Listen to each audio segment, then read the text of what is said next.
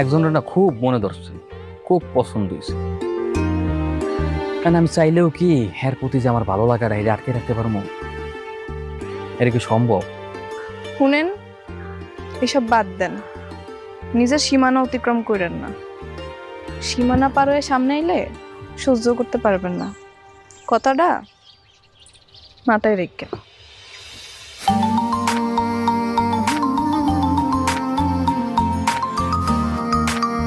কি কইছে অনুষ নাই? সীমানা অতিক্রম করা যাইব না। আমি তো তোর আগেই কইছিলাম।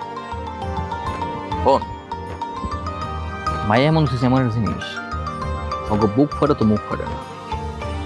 সীমানা অতিক্রম করতে মানা করছে মানে কি জানোস?